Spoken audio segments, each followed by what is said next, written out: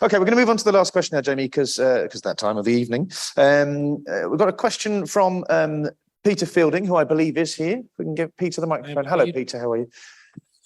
Can you hear? Yes, there you are, my friend. Good evening, everybody. Good evening, Jamie. My question as such might not be something you can answer, but I think it's more of an awareness thing. My son was diagnosed with autism in 2018 at the age of 38. Living in North Tyneside, we had hoped to get some support via the local authority. We were told there was no service. There is a government requirement to have a service, and Inclusion North have been asked to work on a strategy going forward. Services south of the and have been for many years in our area. In the meantime, we struggle to cope as carers. Now, as a footnote, within this building, there is the North Tyneside Carers Organisation, of which I go to regular meetings, which relate to autism and also mental health. And there's a lot of people, particularly on the autistic side, who are struggling as carers because there's nothing. So just get your opinion more than anything else on that one, but it's a struggle. So I know, Jamie, your team reached out off the back of receiving your question, and thank you very much for it. Off the back of receiving Peter's question, your team started to do a little bit of digging and speaking to a few people and asking a few questions. And I know there's some things have come of that already. I mean, I was quite surprised because you're absolutely right, Peter, to raise the issue, and secondly, that there should be provision. We asked the council, and read it out. Rather, I'm going to read it out. Yeah. Right. Following on from an email that we sent to North Tyneside Carers, we got this response from Lucy there. The email starts and it goes on to say, "I've attached the fact sheet that we provided for carers for individuals with autism. We've got a little pack that we're going to make sure that you get by the end of the evening. As you can see from the fact sheet, there are a number of support services around North Tyneside, including those offered by the council. We're aware from carers approaching us that there are gaps in these services, particularly given the complexity of autism and the prevalence of it manifesting alongside mental health and other issues. The below carers note suggests that the council may have misinformed you, Peter, that there were no services at all for individuals with autism in North Tyneside, as you can see from the attached information. It may be that the individual meant a specific service is missing or they're trying to navigate the aforementioned gaps in service delivery. It may be that a further discussion or detail would be needed to ascertain exactly what service they believe is missing, as it may be more complex and specialist service rather than any whatsoever." Now, obviously, you sound pretty clued up, Peter, and that you're already involved in a lot of these organisations and you access what you can. But just to say that there are some things in place that perhaps it's just really difficult to find that they even exist. And that's one of the things I think that you're looking at working on, the kind of bringing everything together in a more holistic approach. When we talk about autism and neurodiversity in general, and the fact that there is a prevalence of this being identified alongside mental ill health, it speaks to a bigger problem of the fact that there is an overlap between poorly paid work and neurodiversity, or any kind of barrier to inclusion, which could be mobility-related disabilities, sensory-related disabilities. There's a barrier for people who've been victims of domestic abuse. There's a whole number of things that lead to people not being included. Plus, obviously, things that perhaps more high in the public consciousness, to do with things like ethnicity, gender, pay gaps, and such things as well. And we need to get to a stage where all of this is addressed. So on Monday this week, I was talking to Sir Michael Marmot, and he's in public health circles, sort of a bit of a hero and guru, and in the wider public perhaps isn't as well known. But he did a whole series of research over decades that looked at why it is that we have health gaps, why it is that we have all of these poor outcomes for people as a result of things which are just what they are and who they are, not as a result of them behaving badly. He identified that, yes, there are things we can do about health treatment, but that's not really the issue. We do a lot on health treatment. He identified that America spends more on health treatment than any country per capita than any country, any large country on the planet, but they still have massive health inequalities. And one of the things that he came back to in the end was it's about inequality in general. It's about status. Where you have high wealth gaps, you have high health gaps, you have high educational gaps, you have high housing gaps, and these all come together. And we need to get to a place where everybody is valued, where everybody has a chance of a bright future. And we often talk about social mobility. I don't believe in social mobility. I think it's a doctrine of failure, because social mobility says we know there are places where crime is rife, where the housing is poor, where people are going to earn low wages, where you're going to die 20 years earlier than someone who lives 3 miles away in a nicer area. But we'll engineer it so that some of the lucky ones can escape. That's what social mobility says. There should be nowhere like that.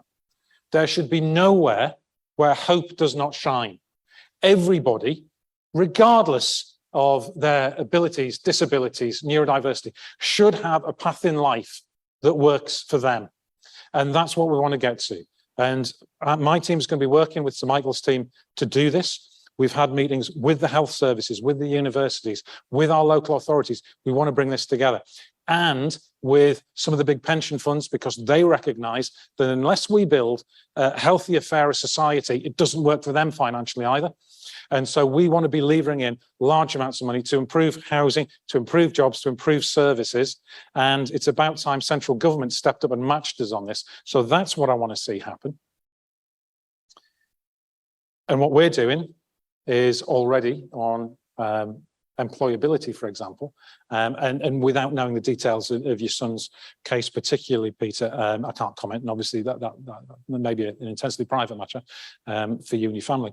But we have, as we was talking earlier about these programs that we create to help everybody get a job. One of them we run is called Diversity North East, and that's run in conjunction with the North East Autism Society. And it's particularly about neurodiversity, which includes conditions, obviously autism and various other things, dyspraxia, and there's a whole range of conditions around this, so that people get the one-to-one counselling. So it's not the case that, oh, you're too difficult, we'll just give you some alternative to participating at the level that works for you. Because not everybody can participate. You know, people do have barriers. There are genuine barriers that people face. And so it gives them the coaching and the support and identifies the training and will help them get employment that works for them.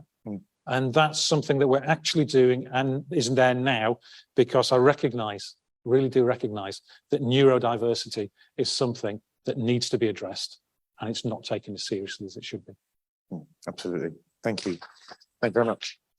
And thank you for your question, Peter. I know that someone from Jamie's team, if they haven't given you already, they've got some information and some other bits and pieces they'd like to get to you. We're kind of coming to the end of this evening. Lots of people to thank. Obviously, the venue have been fantastic. They've really looked after us in terms of rescheduling and everything else. That's been brilliant, and we've been very well looked after since we've arrived here this evening. Thank you very much, everyone, for coming out this evening. And for hopefully those people that are watching online, I'm sure it's all gone swimmingly well. I don't see anyone running around in the background pressing buttons back there, so it looks like it must be going all right. The lights are still on. The lights are still on. We're still here. Just one thing I wanted to just ask you, because I have a 14-year-old daughter, so I know that these things are afoot. It's very important to you that your work-life balance. We've talked about that on stage before together. You're the father of 2 teenage boys. Parental responsibilities, no matter how ridiculously busy you are, anyone in any given job, if you're ridiculously busy is fine. Your kids don't care how ridiculously busy you are at work. They have needs too. And in this talking about mental health and the effects of everything that everyone goes through in life during exam season. It is exam season for young people, for teenagers. You've got 2 teenage boys going through some of their exams right now, surely? Is that right? And how are you balancing that? What's going on there? Yeah. Things all right at home, Jamie? well, my youngest son, Nelson, he's 14 and he's chosen to do some of his exams early. So he's this morning he had his second physics exam.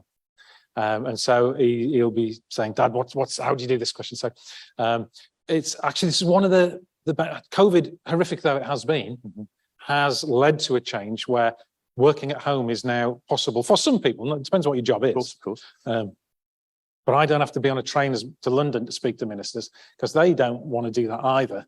And often they'll turn up in, and I'm sure they've got the jammy bottoms on, and the shirt and tie on the top. But it does mean that I can work at home, and then you've got gaps. And he's brilliant. You're busy at work, Dad, sort of. And so, because I've got an engineering background, so I'll help him with his physics and things like that. And his guitar playing is getting better as well. So when we're washing up on an evening, so I always try, if we can, to have the family meal together where we'll all sit at the table and we'll chat. And they ask me about my work. And that's so lovely because they take an interest and it helps me unload knowledge. And I don't have to be thinking I'm the mayor. At home, I can be dad or husband. And that's nice. And Leon, my eldest, has finished his exams now. He's finished his GCSEs. He's going to be going to Newcastle sixth form to his A levels. And there's still those things that you have to do. Have you got up yet? Your exams in an hour, get out of bed, get out the door, go get on the metro. All of that has to happen. And then actually, funnily enough, you know what the thing that they need me most for is what's called, I want to change it. Dad, can you show me how to mod this game and reprogram it and things like that? So there's still that sort of stuff happening. Yeah. We'd still go out for bike rides together on Saturday, we're going to do the Cyclone, which is a 37-mile bike ride. And I don't want to say, I hope it's not as sunny as today, but I dread it being a sunny day. That makes it hard. But hopefully my cycling helmet will protect me a bit because I haven't got any natural protection up there. Get that sun cream on before you get out there. Well, folks here in the audience and those watching at home, I hope this has been informative. I hope it's been interesting for you. It certainly has for me. Please, would you put your hands together and thank Jamie Driscoll, the North of Tyne Combined Authority Mayor. Thank you, Jamie. Thank you very much. Good evening. Thank you.